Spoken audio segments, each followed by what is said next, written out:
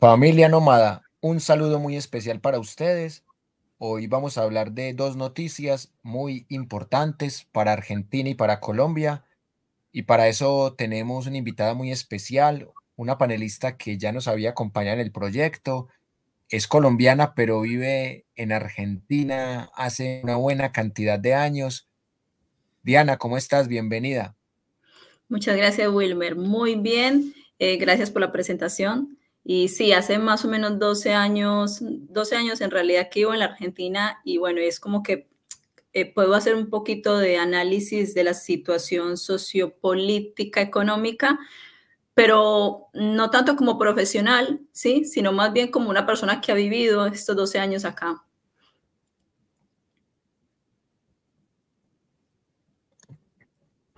Excelente, Diana. Y empecemos con el tema político. Quiero saber cuál es tu opinión sobre lo que ha podido hacer el presidente Javier Milei y también lo que dejó el pasado presidente Alberto, también la opinión tuya sobre el kirchnerismo, sobre Macri, sobre estos últimos presidentes. ¿Cómo lo has vivido tú allá en esta posición como extranjera y también como habitante de Rosario, que vives allá? Sí. Sí, mira, en realidad, yo ahora hace unos 3 años más o menos estoy viviendo en un pueblo balneario de la provincia de Buenos Aires, que queda a 400 kilómetros de Cava, de Capital Federal, pero viví 9 años casi, 8 y pico en Rosario, ¿sí? Este, Mira, cuando yo llegué a la Argentina, que fue el año 2012, de hecho me vine fue a hacer la maestría y antes de venirme para acá estudié un poco la Argentina, un poco como el país, el contexto en el que estaba en ese momento. Y uno de los factores, yo siempre cuento esto, que uno de los factores que a mí me ayudó a tomar la decisión de venirme para acá es que yo siempre analizo en los países a donde voy, donde quiero ir o algo, el tema de cuánto es un salario mínimo vital y móvil. Eso me da a mí como un margen para analizar ciertas otras cuestiones. En el año 2012, el salario mínimo acá en la Argentina era de $700 en peso argentino, ¿no? Era el mejor salario mínimo de toda Sudamérica, ¿sí? Entonces, como que yo dije, bueno, mira, también, ¿viste? Ya después de que uno llega, se da cuenta que hay un montón de situaciones que acá en la Argentina no han podido controlar, es el tema inflacionario, ¿sí? Sin embargo, en ese año 2012, 2013, estaba cuando eso, Cristina Kirchner de presidente, yo estaba muy, como ahora todavía lo estoy, del tema político, como que había dado un paso al costado, porque cuando me vine de Colombia, yo estuve haciendo mucha campaña por el que era candidato Antanas Mocus. Y cuando eso trabajaba en el magisterio, me tocó estar ahí como presente en las votaciones y todo. Y ante la derrota contra Santos, yo me enfermé mucho. O sea, yo estuve una semana con fiebre. Desde ese momento que estaba escuchando los votos, cómo iban, me dio fiebre y me puse muy mal realmente. Entonces, como que después me di cuenta, como que después me cayó la ficha, como dicen acá, que estaba apasionando por demás y me estaba haciendo mal, ¿sí? Milité para Antanas Mocus y ya cuando me vine para acá como que traté de estar, de decir, no me voy a involucrar porque total voy a quedarme 2, 3 añitos y me regreso. este, pero bueno, obviamente que ha pasado el tiempo, me fui involucrando de a poco porque cuesta no involucrarse a veces en estos temas. Y con el tema puntualmente de esos 12 años, que fueron 4 años de gobierno del gobierno de Cristina Kirchner, ¿sí? Después vino el gobierno de Mauricio Macri y después estuvo Alberto Fernández y este pedacito que lleva Milei. Entonces es como que según ese rastreo, digamos, ese análisis, ¿qué percibía yo? Más allá de que todo el mundo se queja, porque siempre vamos a encontrar las personas que se quejan, las que están a favor, en contra, etcétera. Yo percibía dos cosas muy interesantes en comparación con Colombia. Una, que acá la gente no sabe a qué clase social pertenece, ¿cierto? Es como que también nosotros, por el hecho de estar quizás estratificados, que a mí no es un concepto que no me gusta, pero de alguna manera la gente sabe, bueno, yo vivo estrato 2 y bueno, soy de estrato 2, soy clase obrera, ponele. acá no está estratificado en este país, entonces como que la gente no sabe a qué clase social pertenece. Y cuando digo la gente, hablo en general, no significa que realmente la gente no lo sepa, sino que la gente cree que porque ya tiene, no sé, un negocio, una propiedad, todo ya es de clase media, ¿cierto? Y la clase media es otra cosa. Entonces, como que esa situación fue muy interesante porque lo que yo escuchaba de muchas personas que fueron favorecidas por el gobierno de Cristina Kirchner, es que ella, o sea, su gobierno creó muchos planes para favorecer al pueblo, ¿cierto? Por ejemplo, Procrear, que pues eso también venía con Néstor Kirchner, el plan Procrear, que era para que la gente se pudiera construir su vivienda. Bueno, hablamos del salario mínimo, que en esa época estaba otro número. Hubo un cepo cambiario aquí en la Argentina con el tema del dólar, que eso de alguna manera hizo como que, bueno, se controla el tema del cambio del dólar y todo eso, de alguna manera como para evitar las fugas, ¿sí? Las famosas fugas de dinero. Y todo esto lo que fue llevando es como que, o lo que tenía el pensamiento de este tipo de gobierno era como que se consume lo que se hace en el país, o sea, no se trae nada afuera. Y si quieres traer algo de afuera, tienes que pagar lo que implica, ¿no? Entonces, obviamente que hay gente que está muy en contra de eso, pero cuando se abren las fronteras y se libera todo esto, empiezan a entrar productos de afuera que no pueden competir con los de acá, ¿cierto? Entonces, cuando yo consumo un producto de afuera que me vale 2 pesos y ese mismo producto acá me vale 10 pesos, obviamente que la persona que tiene el negocio acá empieza para abajo, ¿ves? Entonces, eso tiene que ver con un tema económico interno.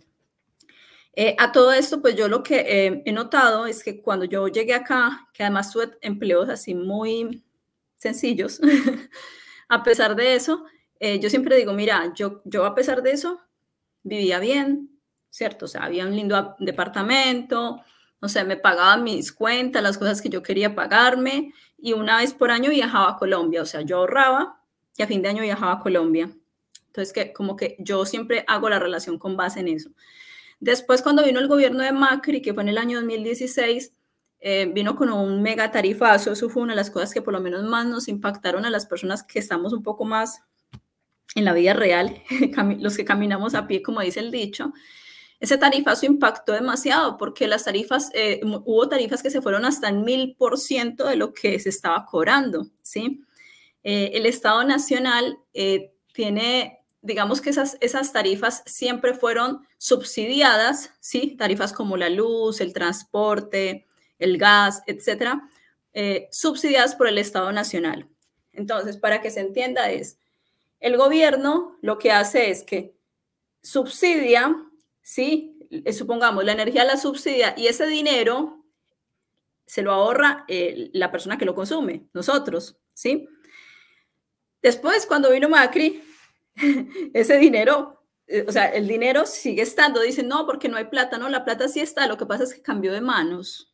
Ya no está en las manos del pueblo, está en las manos de los empresarios, ¿cierto? Porque dejó de subsidiarlo. Y bueno, esto es simplemente para poder beneficiar a las empresas, porque el subsidio no es solamente del Estado, sino que también la empresa tiene que ser parte. Entonces ya esos subsidios dejaron de estar para el pueblo y empezaron a subsidiar a las empresas privadas, ¿sí? Entonces, bueno, eso impactó en la economía, impactó en un montón de otras cosas a nivel social. El gobierno de Mauricio Macri, yo la verdad no tengo mucho, no puedo decir mucho porque lo poco que lo escuché una vez que me dio risa, porque creo que lo charlamos la otra vez que estábamos ahí en Medellín, que le habían preguntado si él alguna vez había sentido hambre y se sonríe y cuenta como anécdota que sí, que una vez estaba en Chile con unos amigos en una joda, estaban paseando y se les acabó la plata y bueno, mientras el papá le mandó plata, bueno, aguantaron hambre. Entonces, una persona que ni siquiera tiene la conciencia de entender que no puede responder eso. O sea, no puedo responder eso ante un pueblo que la pasa mal, que hay mucha gente que la pasa mal, ¿sí? Y bueno, después, cuando vino el gobierno de Alberto Fernández, muchas personas del kirchnerismo inclusive no lo querían, Alberto, ¿sí? No lo querían porque él estuvo por un lado, por el otro, entonces como que no le tenían mucha fe. y ese fue el año de la pandemia. Entonces también para mí fue una presidencia muy tibia, súper tibia, no tuvo digamos, el coraje que para mí sí ha tenido Cristina Kirchner, o por lo menos mientras estuvo presente en escena política. Y digo estuvo porque ella tomó la decisión de ausentarse, por lo menos así de manera muy, o sea, ya no aparece, ya no figura tanto, ella sigue estando y todo, y se sigue hablando de ella, el kirchnerismo, etcétera.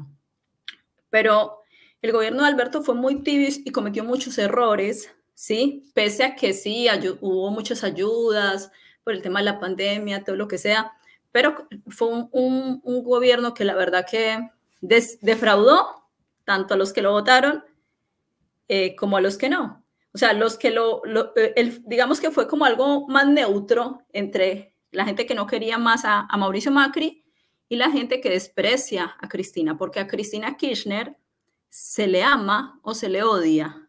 Ella no despierta sentimientos de tibieza, ella despierta pasiones. Entonces, o están los que la odian, que no la pueden ni escuchar su nombre, y están los que la aman, ¿sí? No pasa con un presidente como Mauricio Macri, que la verdad que fue como una fichita que en el ajedrez que se mueve, a ver a quién ponemos, pongamos a un zarquito de ojos azules, que es lo que traen esos gobiernos neoliberales la mayoría. Bueno, lo ponen, porque realmente lo ponen, no son personas que tengan una carrera realmente política notoria, ¿sí? Y eso es una de las cosas que ha pasado con Javier Milei. Parecía un chiste cuando la gente hablaba de que él iba a ser el presidente o que se quería postular. La verdad que era como nada, o sea, no, imposible. Él iba, digamos que fueron los mismos medios de comunicación los que lo fueron subiendo, los que le fueron dando espacio y la oportunidad de aparecer y figurar. De hecho, se empezó a reconocer mucho porque salió en un reality acá. Lo invitaban a programas que dicen chismenteros, que en realidad hablan supuestamente de política y de todo un poco, pero no tienen como, para mi criterio, la seriedad. Y la verdad que el hombre se descomponía, pues cuando se enojaba se descomponía, se salía de sí, hacía comentarios misóginos a las mujeres que opinaban. Entonces es como que uno decía, este es un chiste como hubo otros parecidos a él, que cumplían el mismo rol que él, economistas que invitaban a hablar sobre economía y que eran un chiste, que uno decía, te reías un poco, ¿viste? Lo que pasa es que como el discurso de Javier Milei ha sido tan violento, pues no te ríes, o sea, te decís, uy, este le falta un tornillo. Más allá de eso es como que, bueno, el tiempo fue pasando, cada vez se fue posicionando más y empezó como él empezó, para mí, lo que yo noté fue que él empezó como a atraer a un público joven, porque empezó a usar un discurso que era atractivo para los chicos jóvenes, ¿sí?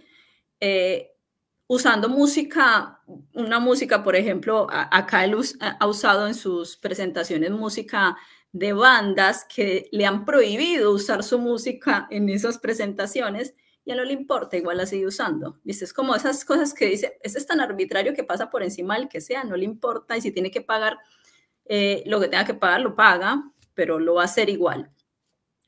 Entonces, como que esos discursos que empezó a generar Javier Milei fue como el atractivo para los chicos jóvenes, no todos, pero muchos jóvenes, y para la gente de siempre, o sea, el 30% de siempre en cualquier país que está minado por discursos de odio, pero odio, xenofobia, no sé, todas las fobias que puede haber ante la sociedad. Es como que esas son las personas que les atrae eso, ¿cierto? ¿Cómo puede ser que con lo que todos generamos, con lo que de la mía le dan platazos negros? Bueno, y así. Entonces, se fue instalando el discurso de él cada vez más en la sociedad, y yo la verdad Wilmer, no le había dado tanta importancia. O sea, era como decir, no va a ganar, o sea, como no, imposible que gane, imposible. Pero cuando hubo cuando empezaron con los debates presidenciales, ¿sí? Que ya llegó tan lejos porque solamente estaba contra Massa, que era el candidato pues, en este caso de la oposición, yo quise escucharlo. Yo dije, bueno, vamos a escucharlo porque voy a darme la tarea de escuchar un poco esto porque es serio, ¿viste? Ya que una persona como esa haya llegado hasta ahí. Y nos pusimos acá, ¿viste? A ver el debate y yo me quedé impresionada. O sea, yo trato, cuando hay discursos así serios de política o algo, o cuando quiero escuchar con mucha atención, a veces, o a veces no trato de enfocarme en el discurso, ¿cierto? Más allá de que la persona me guste, no me guste, lo que sea. Yo digo, voy a enfocarme en el discurso, en sus expresiones, en su lenguaje no verbal, que recordemos que es el 70% de la comunicación es lenguaje no verbal. Entonces, yo dije, bueno, vamos a escucharlos a ambos. Y mi conclusión de esto, que ese mismo día lo hablamos con mi compañero, fue lo que yo vi. Yo vi que Massa es un hombre que está súper preparado en la escena política. Para mí tenía todas las de ganar, por más que tampoco lo quisieran mucho desde sectores del kirchnerismo. Por lo mismo, porque siempre ha estado aquí, ha estado allá, no se sabe al final para qué equipo juega. Pero dentro de lo más, digamos, dentro de lo menos malo, era lo que más se podía rescatar, que tuviera posibilidades de llegar. Yo dije, bueno, el hombre está muy preparado, se le nota que está muy preparado, pero digamos que de ese debate fue como muchos golpes que sufrió Milei. Discursivamente hablando, el hombre tenía muchos vacíos, mucho desconocimiento, no estaba preparado, pero yo vi algo más, y esto sí lo digo por algo una cualidad que tengo, y es que cuando termino yo le dije a mi compañero, le dije, vos sabes que sentí compasión por este hombre. Me dice, ¿cómo? Y yo sí, él tiene una mirada que no es, el tipo no está bien. O sea, realmente no está bien el hombre. Lo que yo percibo es que el hombre no está bien. Y me dio como tristeza. Dije, uff.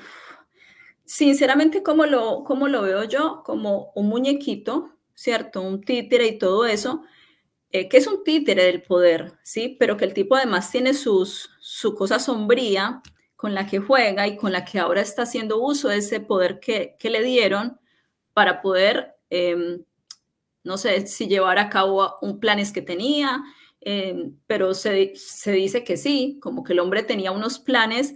Y lo más interesante de todo esto es que Milei no mintió tanto, sí mintió para llegar, pero no mintió tanto para llegar a la presidencia, porque de hecho muchas de las cosas absurdas y lamentables que él ha querido hacer y que ha hecho, él dijo que lo iba a hacer. O sea, no es que él dijo, no, eso yo no lo voy a hacer, no lo voy a hacer. Y creo que sí hay muchas de las cosas que dentro de su plan de gobierno no ha podido hacer es porque no se lo han permitido, ¿sí? Porque es como que acá hay un término que creo que debes de conocer que es facho, ¿cierto?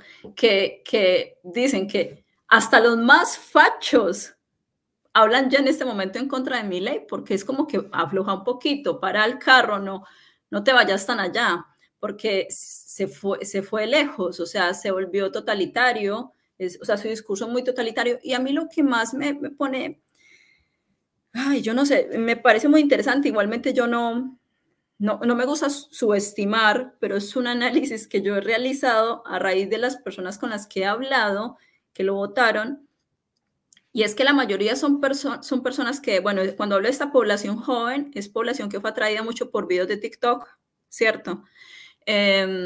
Hasta ahora no he escuchado ninguna persona que lo haya votado a Milei que me hable con un fundamento, que algo coherente, que yo diga, ah, mira, es que esta persona, ¿cierto? Porque hablando del panorama colombiano, yo he tenido conocidos en Colombia que hablaban de Uribe, a mí me enervaba, pero aún así, por lo menos tenían un argumento para decir por qué querían a Uribe, ¿cierto? Como que, bueno, ahí hay una elaboración. Y acá también pasa, ¿viste? Como que, bueno, hay una elaboración, por más que a vos te guste o no te guste un político, si hay un buen argumento, me parece que uno se debe ir hacia los argumentos. Pero no, vos sabes que acá es como que no, lo votaron porque sí, porque muy bacano, porque dijo que iba a dolarizar la economía, bueno, todo discursos que obviamente no lo ha podido lograr porque no es, primero que no es tan sencillo y segundo que eso tiene sus implicancias, ¿no? Económicas. Bueno, eso sería como un pequeño resumen, obviamente que quedan muchas cosas por decir, pero a lo mejor vamos avanzando en la charla. Diana, así es. Qué bueno que nos hayas compartido esta lectura de lo que ha sido las últimas presidencias en la República Argentina. Y escuchándote, yo de una pensé en Iván Duque Márquez, porque es un tipo que parecía un chiste cuando lo conocimos en la opinión pública, que en los debates hacía el ridículo, y uno no se imaginaba que Iván Duque iba a ser presidente. Pero ya cuando el tipo gana en primera vuelta y Petro y Fajardo se dividen votos, ya se vuelve una realidad. Y uno no podía creer que alguien que no había administrado ni siquiera una tienda de barrio, como decía Claudia López en ese momento, llegara a la Casa de Nariño. Y así como tú lo cuentas, se ve el caso de Javier Milei y particularmente acá se ha hecho muchas comparaciones de Petro con Bukele, de Petro con Milei, y hay una serie de cruces de palabras en donde Milei ha insultado al presidente Gustavo Petro y de cierta manera un riesgo ahí de rompimiento de relaciones diplomáticas, algo que se arregló con los embajadores, no directamente con Petro y con Milei. Y por eso la segunda pregunta que quiero hacerte tiene que ver con lo que dice la prensa argentina allá en Rosario o la prensa de otras provincias o de ciudades sobre lo que es Milei, los medios, qué actitud asumen. Muestran a Milei como un cambio, hay medios que también lo cuestionan, pero ¿cuál es la tendencia más predominante respecto a Milei?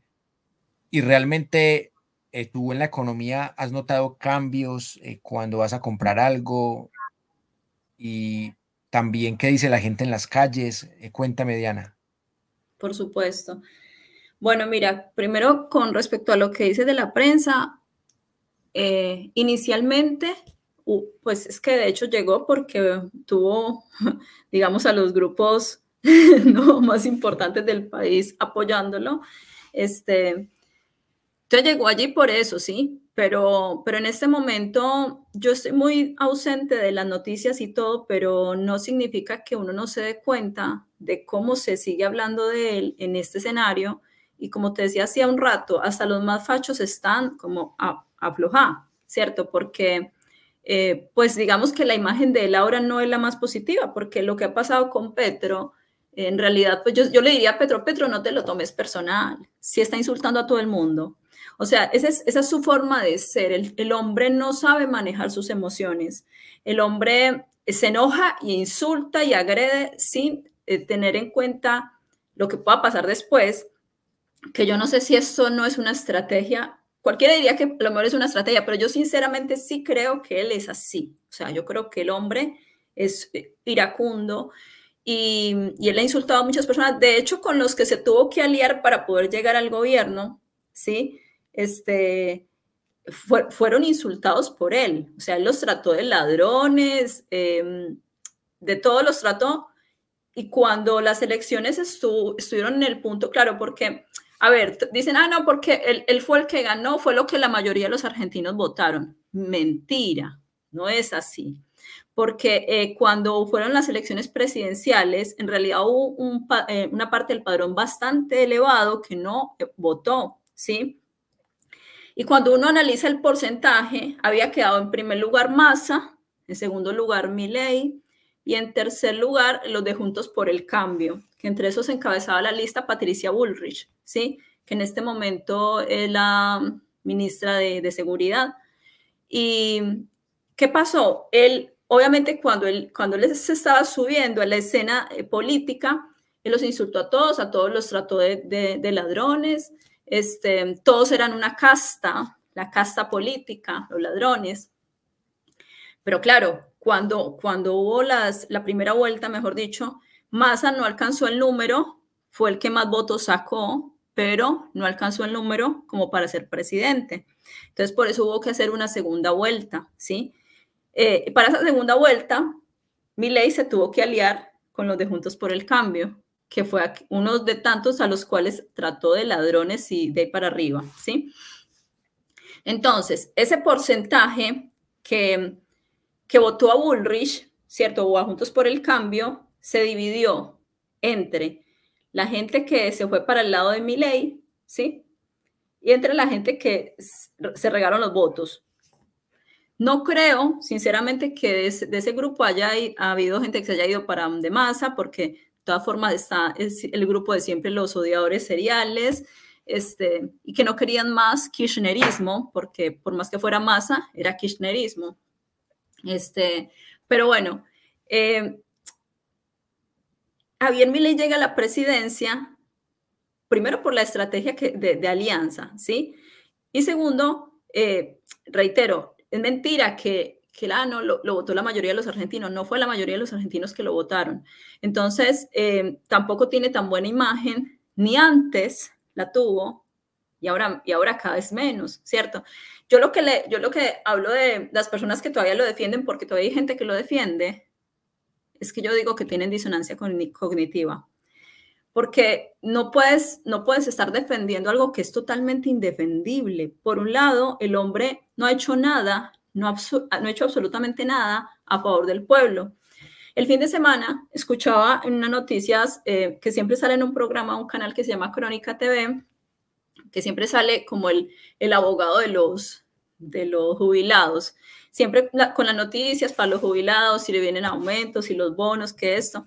Entonces decían que a pesar de que el gobierno de Milei dijo que iba a atacar esa parte, que no, que los bonos siguen estando, que qué sé yo, pero claro, ahorita que lo hablábamos con mi compañero, decíamos eso, o sea, yo le decía, claro, pero supuestamente lo iba a sacar, pero el hombre no lo ha sacado porque no ha podido.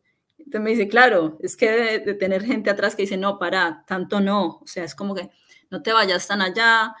Hay cosas que él va a querer hacer, pero no va a poder hacer, porque de todas formas son estrategias políticas. Pero en términos generales, la economía cambió de principios de diciembre a enero, era un país diferente, ¿cierto? Pero totalmente diferente. En términos económicos, como para darte un ejemplo que yo siempre lo hablo cuando uno va al supermercado, porque no hablemos de comida, no hablemos de ropa, de salidas y eso, porque no todo el mundo puede hacer eso. Pero el supermercado es algo que todo el mundo tiene que hacer. Ir a hacer las compras de la comida, los alimentos, etcétera. Canasta básica. Entonces, un producto como, por ejemplo, te pongo yo un ejemplo de una pasta dental que valía 1.000 pesos argentinos, pasó a valer casi 8.000 pesos argentinos. O sea, es una diferencia hasta irrisoria. Entonces, el sueldo de las personas que ganan acá en peso argentino obviamente se licuó por completo. De alguna manera, las personas que trabajamos para el extranjero también se licuó porque además él lo que hizo fue, el dólar empezó a subir descomunalmente, ¿sí? Pero descomunalmente. Y acá como hay acá hay muchos tipos de cambio, ¿sí? Pero acá la gente se maneja dólar oficial, que es el dólar de cualquier país, ¿no? El que manejan los bancos, y el dólar blue, ¿sí? Entonces, pero aquí casi toda la gente se maneja con el dólar blue, dólar blue, dólar blue. Y en ese momento, ¿qué pasa? Que el precio del mercado, en términos legales, se regulariza por el dólar oficial, ¿cierto? Cuando el dólar oficial sube a un punto que está casi igual que el dólar blue, todo se va a las nubes. Todo se va a las nubes porque, claro, todos los precios del mercado que están regulados por el dólar oficial se fueron bastante más alto. Entonces, hasta las personas que, como en mi caso, trabajamos para el extranjero, la moneda también se nos licuó. ¿Se me explico? O sea, es como que ya el dinero no te rinde de la misma manera. Y hay unos análisis pues como más profundos en términos económicos que yo he evaluado. Yo decía, ¿cómo puede ser que en el año 2016, por ejemplo, pagábamos un alquiler de $600, ¿cierto? vivíamos bárbaro, vivíamos bien. Hoy en día un alquiler de $600 casi nadie lo puede pagar. Cuando digo casi nadie, hablo de la gente común y corriente, personas que, no sé, una familia tipo que trabajen los dos en la casa y les va a costar llegar, ¿sí? Les va a costar llegar porque también la canasta básica, te hablo en un promedio que yo creo que, por ejemplo, una pareja como nosotros, necesitamos para vivir al mes más o menos $1,200, por lo menos, pero cuando te digo ahí muy al ras. Y eso no es viable o no es posible en un país donde el salario mínimo está alrededor de los $250, no sé en este momento cuánto está rondando. Yo la verdad que no me he vuelto a fijar en eso porque no trabajo para la Argentina, pero es como que en términos de, hablando de personas que trabajan para este país, que tienen su empleo acá, que es la mayoría, y no es, es una realidad totalmente que está por fuera, digamos, el vivir bien está por fuera del alcance de muchas personas, ¿sí? Bueno, y el tercer punto que me habías comentado, perdón, pero se me escapó, ¿me lo recordás, por favor? Claro, te estaba preguntando por el tema de lo que dice la prensa ya de Petro o de Colombia y en general de las disputas diplomáticas con Milei. Uh-huh. Bueno, una de las cosas que a mí me llamó mucho la atención y que en eso sí, lamentablemente la mayoría del discurso del pueblo argentino es facho, desde mi punto de vista, tiene que ver con lo que pasó, por ejemplo, con los estudiantes universitarios, ¿cierto? Que Milei los expulsó prácticamente. A ver, y lo tenaz es que hay mucha gente que lo aplaude a esa actitud, inclusive personas que no piensan como él y están de acuerdo, porque ¿a qué me refiero? Lo que supuestamente decía Javier Milei es que si no sos ciudadano, digamos, si vos no sos un extranjero, ¿sí? Residente en el país, o sea, que tengas el documento que te identifica como que sos residente, entonces tenés que ir a estudiar a otro lado, ¿cierto?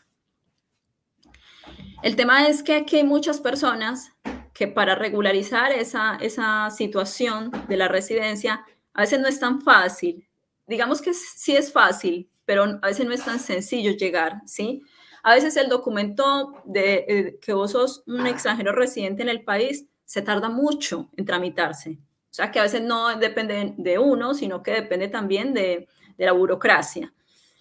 Entonces es como lamentable porque sí hay un discurso, más allá de que te guste o no mi ley, escuchar a veces personas que tienen un pensamiento facho, que a mí muchas personas lo que me han dicho es que hay algo en la sangre de ellos que está ahí, la sangre del argentino tipo, porque vienen de la herencia de Italia, viste, que estuvieron con los nazis, los españoles, o sea, es como que Alemania, o sea, es un pueblo que fue creado con personas que vinieron escapando de la guerra, pero vinieron de Alemania, vinieron de España, vinieron de Italia, y bueno, y es como que queda. Entonces, con respecto a eso, retomo, lo que se habla mucho de la prensa, por lo menos Petro tiene una buena imagen, pero tiene una buena imagen ¿con quién? Con los mismos, o sea, con los mismos que tienen un discurso más cercano al kirchnerismo, ¿sí? Pero, por ejemplo, para personas que están más a favor de los discursos de Milei, obviamente que no es tan querido, pero sí hay una cosa muy interesante, y es que en términos de prensa, y más que de prensa, de periodismo, que yo creo que eso también pasa en Colombia y en todas partes, ¿no? El periodismo ya no es periodismo. Los periodistas opinan y el periodista no tiene que opinar. El periodista tiene que informar. Son dos cosas diferentes. Pero no, el periodista también opina, ¿sí? Y cuando vos como periodista estás dando una noticia y opinas sobre esa noticia, estás de alguna manera como sentando tu postura y la persona que te está escuchando no está elaborando su propio discurso. Lo único que está haciendo es agarro esta información y después la repito, porque no le pasaron una información, lo que le pasaron fue una opinión. Entonces, hay personas que, obviamente, que con todas estas cuestiones que ha pasado con Milei, es como que Milei ha ido quedando cada vez más como la cara del loquito, ¿cierto? Entonces, más allá de que les guste o no les guste Petro o presidentes, digamos, muy opuestos a lo que sería Milei, obviamente que es como que un poco que nos hace avergüenza. Me incluyo, ¿no? Por el tema de que sí, obviamente que soy colombiana, me siento colombiana, todo, pero como llevo tanto tiempo acá, obviamente que comparto cosas como de la Argentina, y yo decir ahora, no, es que el presidente de la Argentina es Milei, y la verdad que sí, te avergüenza. Y yo lo que noto es que inclusive en los medios de prensa es como que ya, viste, van aflojándole un poco la mano a esa parte de Milei. Lo que pasa es que no la pueden soltar del todo porque justamente ellos fueron los que lo subieron allí, ¿no? Pero como esto ya ha pasado con otros países, esto de pelearse, entonces es como que ya lamentablemente no es una cuestión de si nos gusta o no nos gusta un político, sino que realmente están barrando mucho la cancha en términos futboleros, por ese lado, ¿no?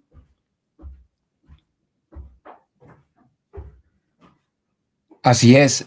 A propósito de términos futboleros, te voy a hacer una pregunta que no tiene que ver técnicamente con el fútbol, pero sí tiene que ver con el contexto, con la pasión. Y tú estás en un momento formidable para la República Argentina en temas de fútbol, porque Argentina le había ganado la Copa América a Brasil en el Maracaná, después le ganó la finalísima al campeón de la Eurocopa pasada a Italia, le ganó el Mundial a Francia, ayer le ganó la Copa América a Colombia.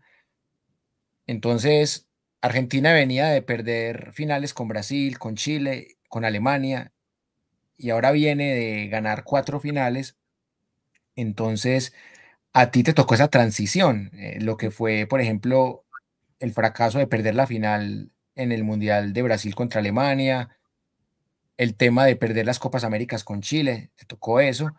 Entonces, me gustaría que tú nos cuentes cómo interpretas esa pasión por el fútbol del pueblo argentino y si el fútbol se ha usado para tapar otros temas de corrupción, de politiquería, porque para nadie es un secreto que Argentina es uno de los países más apasionados por el fútbol, por no decir que el más apasionado del mundo por el fútbol, que se ha dicho que en Argentina el fútbol es como una religión o que cuando 2 personas se conocen y pretenden ser pareja, primero se preguntan de qué equipo sos hincha.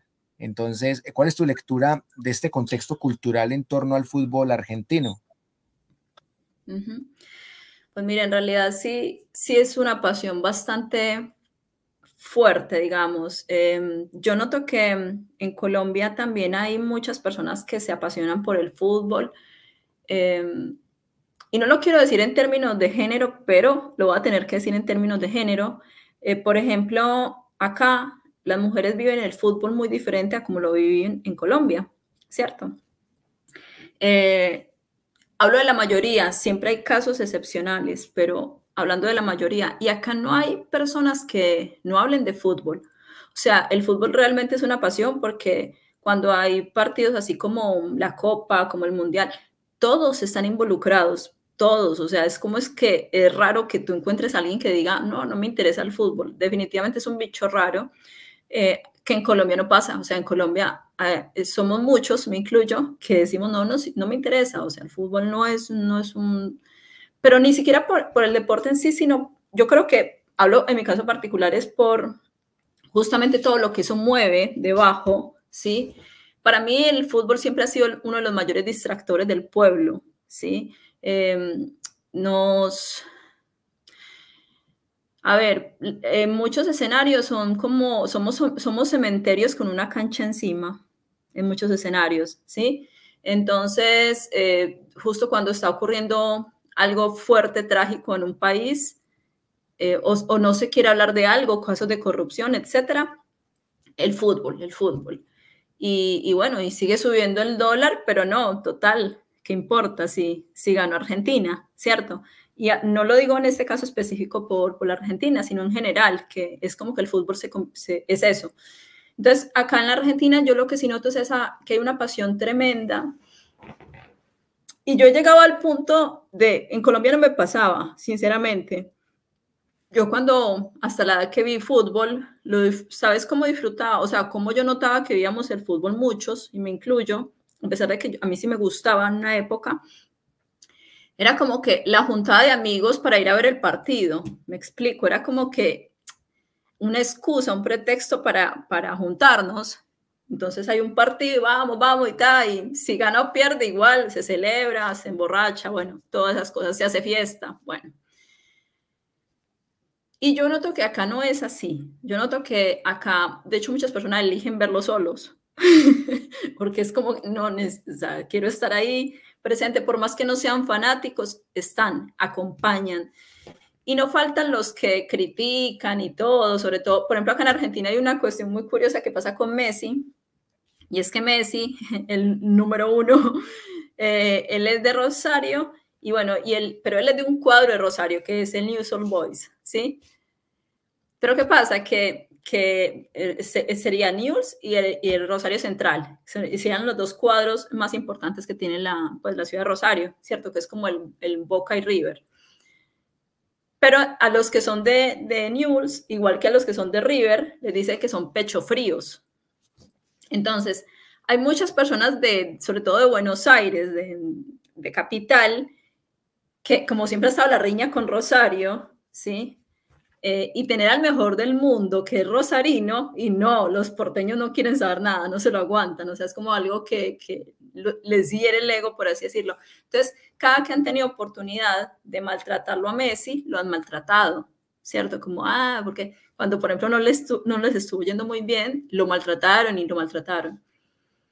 Pero después, aparte de esa gente, la mayoría de las personas es como que con la selección lloran, con la selección, es una pasión realmente. Y entonces a mí lo que me ha pasado es que yo he llegado al punto de observar cómo la gente disfruta el fútbol sin yo involucrarme porque no me interesa, pero he llegado a sentir hasta ganas de llorar cuando pierden, pero no porque me afecte, sino porque me afecta ver a las personas cómo sufren que perdió, ¿cierto?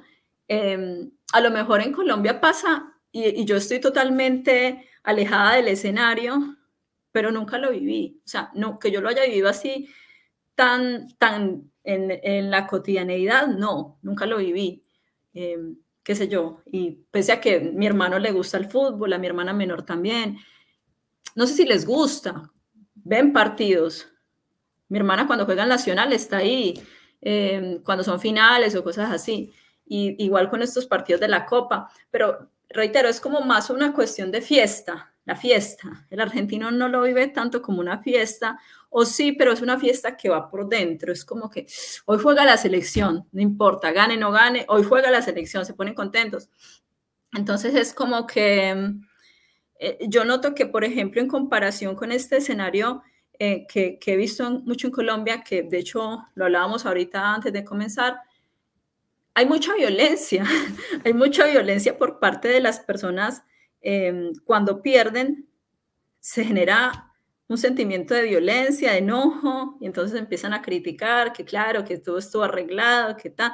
Y además, a mí personalmente me parece que es muy gracioso decir que un partido fue arreglado cuando están jugando con un equipo que es el número uno en este momento, porque tiene al Messi, porque lo tuvo a Maradona, y porque ganó además el Mundial, pero no, estuvo arreglado el partido. O sea, yo creo que en el fútbol pasa como en muchas otras áreas de la vida. Vos tenés que tener talento y suerte, pero tenés que tener más talento que suerte, porque si vos tenés mucha suerte y tenés poco talento, no te va a servir de mucho, ¿sí?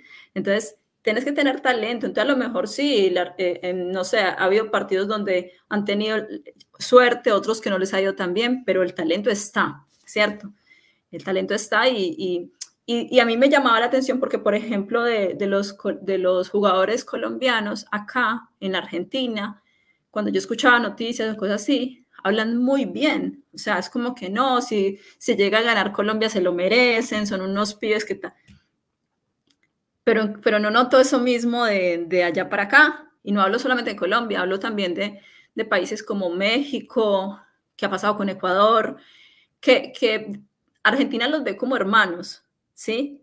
Ellos con los únicos que tienen la riña y que sí se van a jugar esa muerte, que dicen, le ganamos o le ganamos, es con Chile y con Brasil. Pero después es como que, bueno, obviamente que les vamos a ganar, les tenemos que ganar, pero si pierden no está esa actitud enojada de estos, ¿viste? Acá cuando hay un partido y si pierden con Chile, los insultos, lo mismo con Brasil, pero no pasa con los demás pueblos, ¿sí? Con los demás pueblos hermanos. Y sí noto que hay un rechazo de afuera hacia acá, ¿cierto? Es como que la misma personalidad. Yo creo que humildemente, en mi humilde opinión, yo he notado que para poder comprender cómo piensan los argentinos o por qué la gente piensa como piensa del pueblo argentino, hay que vivir un poquito, ¿cierto? Hay que vivir un poquito la cultura para entender sus chistes, para entender el porqué de qué hace, la prepotencia, etcétera. Pero bueno, esto como en términos hablándolo del tema de fútbol como tal, ¿no? Así es. A propósito de esto, hay otro punto que también quiero compartir acá y es una encuesta que acabo de hacer con la pregunta, ¿por qué Colombia no ganó la Copa América ante Argentina? Y varias personas ya han contestado la encuesta que seguirá abierta. En YouTube estas encuestas no se cierran y vemos que van 558 votos y el 9% dice que Colombia perdió la Copa América por falta de precisión en el momento de definir oportunidades. También el 10% dice por falta de jerarquía y de experiencia. Argentina fue mejor ayer. El 65% dice por dos errores arbitrales evidentes en contra de Colombia. El 11% por todas las anteriores razones juntas, explicaré en comentarios. Y el 5% dice por ninguna de las razones anteriores, fue por azar y por suerte. Pero acá está claramente en estas personas, que son un 65% de los que han votado, que dicen que hubo dos errores arbitrales, pero también hubo una jugada pues muy polémica que era un probable penalti a favor de Argentina. Hubo tres jugadas polémicas y eso no define un partido en términos de que un penalti se puede fallar. Y yo como crítico del fútbol no considero que haya habido dos penaltis que no le pitaron a Colombia. A lo sumo hay una que es medio dudosa y también la de Argentina es dudosa. Entonces, en mi opinión, el árbitro nada tuvo que ver, pero el 65% cree que sí. Pero yo tengo una explicación para esto, Diana, y tiene que ver con la transmisión que sigue la gente, que es Caracol y RCN.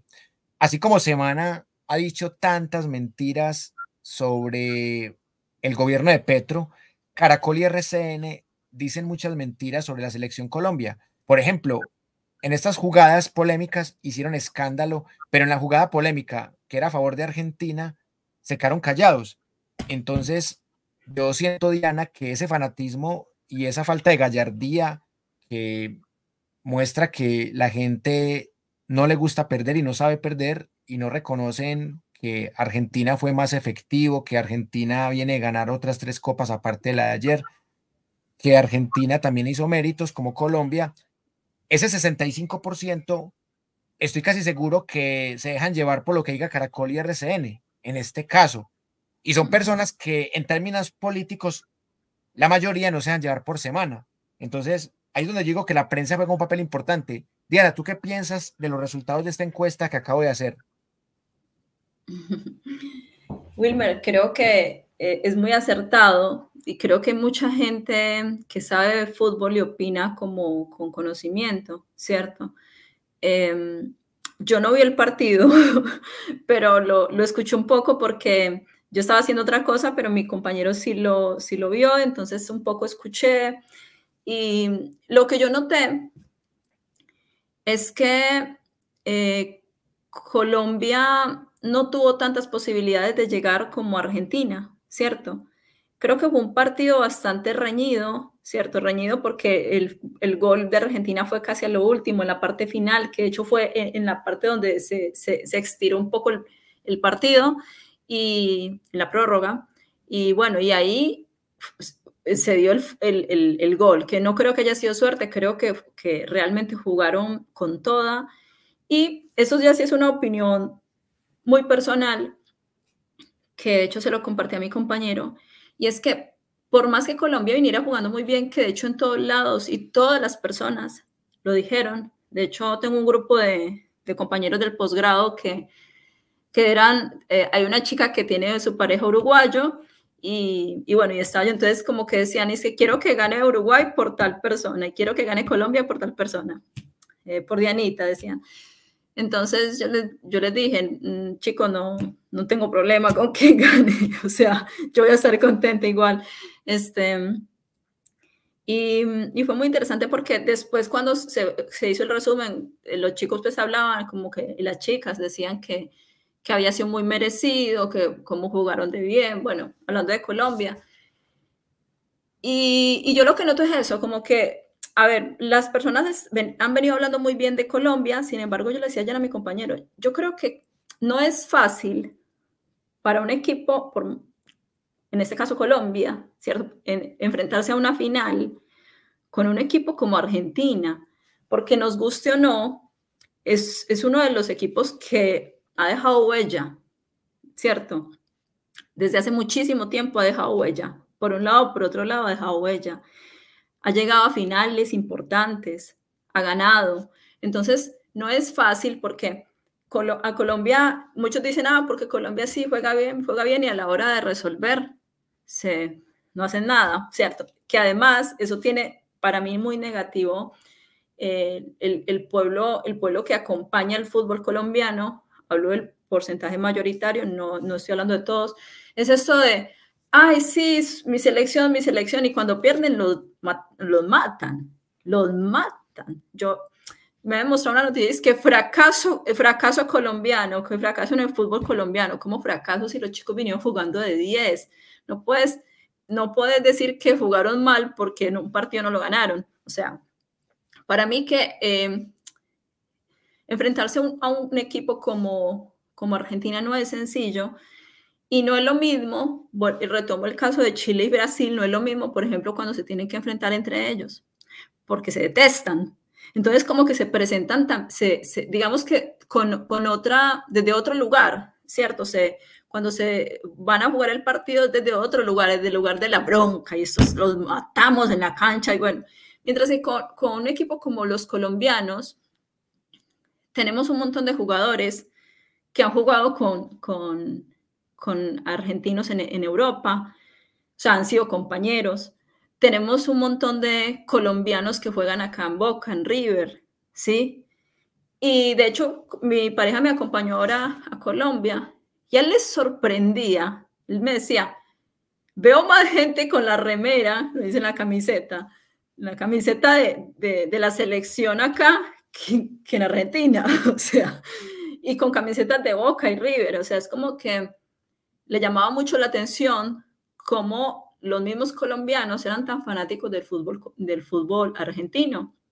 Entonces, ¿cuántos de esos muchachos que juegan en la selección colombiana, además también admiran el fútbol argentino, han sido fanáticos del fútbol argentino, que quizás muchos llegaron allí justamente porque vieron jugar a Maradona, otros más jóvenes, Messi, como que son sus ídolos?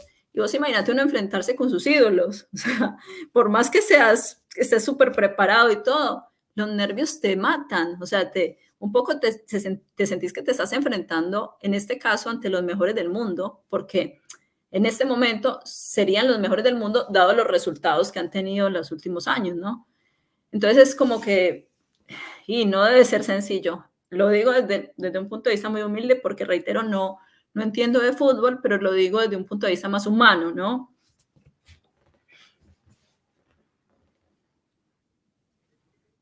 Exactamente. Además que Argentina también estuvo muchos partidos sin perder y hay una estadística que es contundente. En los últimos 5 años, la selección argentina solamente ha perdido 2 partidos. Uno con Arabia Saudita, que entre otras cosas fue un partido extraño porque Argentina tuvo muchas opciones de gol en el primer tiempo. Arabia Saudita tuvo dos en el segundo, las metió. A Argentina incluso le anularon 3 goles en el primer tiempo. Y con Uruguay, que sí fue el mejor partido que yo he visto que una selección le ha jugado a Argentina. Uruguay lo hizo ver enredado y le ganó 2-0, pero una selección que ha perdido 2 partidos en 5 años es una cosa impresionante. Y yo veo que en la tendencia de la red social X está el hashtag nos robaron, queriendo decir que Argentina le roba a Colombia y realmente yo vi jugadas polémicas para lado y lado y yo no veo un robo. Yo veo que Argentina fue contundente cuando tuvo su oportunidad más clara y Colombia cuando tuvo su oportunidad más clara la desperdició. Esa fue la diferencia, porque sí fue un partido muy parejo. De pronto en el primer tiempo Colombia fue mejor, en el segundo tiempo fue mejor Argentina y en la prórroga se dividieron, ratos de Argentina, ratos de Colombia. Lo más justo era un empate, pero el fútbol no se resuelve con justicia, sino con goles y Argentina tenía menos ansiedad, porque Colombia hacía 23 años que no jugaba una final y Argentina hace nada más un año y medio estaba jugando en la final del mundo y la ganó. Entonces Argentina tenía menos ansiedad y en el fútbol también pesan los factores psicológicos. El más Total. ansioso siempre pierde. Entonces, aquí lo llaman que Argentina ganó con jerarquía, pero esa jerarquía de Argentina, por los títulos que tiene, ya tiene 3 mundiales, tiene 16 Copas Américas. Colombia apenas iba a ganar su segunda Copa América y paradójicamente la única Copa América que ganó Colombia la ganó cuando Argentina no quiso venir en el gobierno de Pastrana y Brasil mandó juveniles. Entonces Colombia sí quería ganar esta copa con mucha ansiedad y hay una cosa muy clara. A veces para ganar algo importante hay que perder varias veces. O sea, Argentina para ganar 2 Copas América seguidas, un mundial y la finalísima, para ganar 4 copas en 3 años, Argentina tuvo que perder finales con Brasil, finales con Chile y la final del mundial dolorosa contra Alemania, en donde también hubo jugadas muy polémicas que favorecieron arbitralmente a Alemania. Sí. Entonces, así como Argentina tuvo que perder tantas veces, Colombia, si quiere ganar algo importante, también tiene que soportar varias derrotas porque al menos se está iniciando un proceso serio. Y para Colombia es muy importante que esté al nivel de las grandes selecciones, porque así como Francia le dio guerra a Argentina, Brasil también, Colombia le dio guerra a Argentina. Colombia no salió goleado y humillado, y eso es lo más importante que debe tener en cuenta el hincha colombiano, que no debe subestimarse, porque si subestima al rival, se está subestimando el mismo. Si dice que el rival me ganó con trampa, se está subestimando, porque hay equipos que han sido campeones con 2 o 3 errores arbitrales en contra. Entonces, yo invito a la gente a que viva el fútbol en paz, a que sean sensatos, autocríticos y a que no subestimen el rival, porque subestimando el rival se subestiman ustedes mismos. Y también quiero dejarles este mensaje, miren, hubo colombianos que le hicieron fuerza a Argentina porque aman a Maradona, aman a Messi. En la foto de arriba se ven atlanticenses que tenían la camisa de Argentina ayer y que celebraron la Copa América de Argentina como si fuera propia. Y en la parte de la mano izquierda mía de la foto está un barrio en Argentina en donde había gente de fuerza a Colombia, porque el DT argentino, Néstor Lorenzo, pues obviamente quería que ganara Colombia y su familia y sus amigos. Entonces hubo argentinos que querían que ganara Colombia, hubo colombianos que querían que ganara Argentina, somos pueblos hermanos. Y esa es mi reflexión. Diana, ¿cuáles son tus conclusiones y tus reflexiones finales? Wilmer, muchas gracias. Qué lindo lo que dices y de hecho, eh, una cosa que me parece súper interesante con esto que dice del hashtag nos robaron, tiene que ver con eso, o sea, porque yo de hecho antes del partido ya había visto personas que decían, como mandando videitos y cosas de que probablemente iban a ganar por... Entonces, mi compañero me decía, entonces, ¿para qué se ilusionan si ya creen que o sea, que lo vamos a robar? ¿Para qué se ilusionan? Después mi hermano como que le mandó un mensaje, es que robado, pero bueno, no sé qué, como jodiendo. Entonces le decía, deja de llorar. O sea, como que, entonces me decía que dejen de llorar. Me decía, nosotros cuando perdemos nos la aguantamos. O sea, aguantársela no es no ponerse triste ni nada. Sí, se ponen tristes, los argentinos de hecho se ponen a llorar, pero no por eso a maltratar al equipo contrario o a decir que fue un robo, etcétera, ¿cierto? Y de hecho, cuando vimos esa noticia de el fracaso del fútbol colombiano, mi mismo compañero me dijo, ¿cómo fracaso? ¿Acaso lo golearon? Me dice, como que no fue que los golearon, no fue que los humillaron. Entonces, yo creo que como conclusión final, no solamente por el fútbol, sino también por el tema político, por todo, aflojemos un poquito con los discursos de odio, porque por más que sea una cuestión qué sé yo, de algo tan trivial como es el fútbol, porque el fútbol es algo trivial, ¿cierto? No es que nos va a modificar la vida si gana o pierde un equipo. No es que el día de mañana yo no tengo que hacer mis actividades porque ganó o perdió. Entonces, si algo tan trivial como es un partido nos llena de tanto discurso de odio que queda para lo demás. O sea, me parece que, y más reitero, como dijiste, entre dos pueblos que son hermanos, es como que aprendamos a aceptar la derrota, que es importantísimo si no aprendemos a aceptar la derrota, y aprendamos también a no atacar en este caso, al contrincante, al adversario, a no atacarlos, porque estos chicos también estaban en la cancha, también se esforzaron, hubo lesión, o sea, no es que fue así nomás, entonces es como que aflojar un poquito también con eso para seguir manteniendo de alguna manera, si no es por los caminos de la política, que el fútbol no nos siga desuniendo, sino que al contrario, nos mantenga unidos.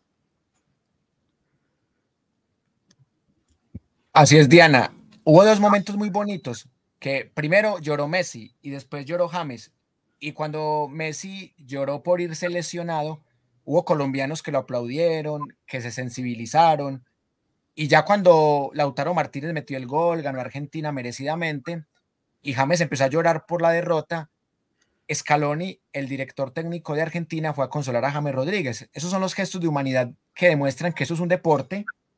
Como decía Eduardo Galeano, el fútbol es lo más importante de las cosas menos importantes, porque hay familias que comen de cuenta del fútbol, o hay familias que después de una semana de estrés van al estadio a ver un espectáculo y su felicidad depende de ese momento, de haber pagado esa boleta, de haber visto ese gol, de esa victoria.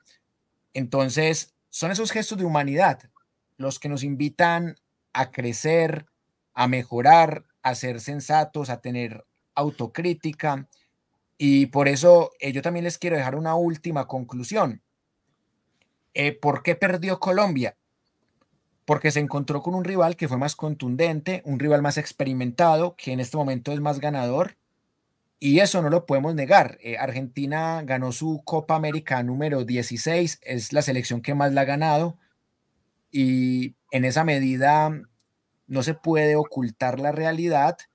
Colombia tiene que seguir luchando por sus sueños, no darle tan duro a los jugadores, porque cuando Muñoz se hizo expulsar contra Uruguay lo querían acabar. Ayer estaban buscando culpables también, no solamente en el árbitro, sino que estaban buscando culpables diciendo que Néstor Lorenzo se vendió, diciendo que pecho fríos, que mediocres. Yo pienso que Colombia hizo todo lo humanamente posible, le faltó puntería y nada más. Y en otra ocasión puede ser Colombia el que tenga puntería y Argentina no. Entonces, así que no es para rasgarse las vestiduras. Y también sobre el tema Petro Milei, los hechos hablan más que las palabras. Y en este enfrentamiento Petro Milei, Gustavo Petro lleva unas estadísticas que avalan su gestión, unas estadísticas que publica David Racero en Hechos por el Cambio. La reforma agraria de Petro tiene 1.065.119 hectáreas. El turismo de visitantes no residentes va en 9.999.233. Colombia tiene en exportaciones 87 millones de dólares, casi 88 millones de dólares. en inversión extranjera 22,11 millones de dólares, en incautación de drogas tiene 3.962.269,2 kilogramos, una cifra histórica. Entonces, al gobierno de Petro, las cifras lo respaldan. El gobierno de Milei todavía está en deuda y lo seguiremos analizando. Así que acá estaremos muy pendientes. Diana, te agradezco mucho y bueno, también antes de despedirnos, hay unas camisetas que Diana trajo de Argentina, que se me estaba olvidando que hay unas camisetas que por acá queda una camiseta de River Plate de Argentina, una camiseta roja para la gente que le gusta este equipo. La camiseta de River Plate está por acá y también otro equipo que es pequeño pero muy querido en Colombia por los hinchas de Atlético Nacional, por la similitud en colores. También está por aquí la camiseta de Banfield.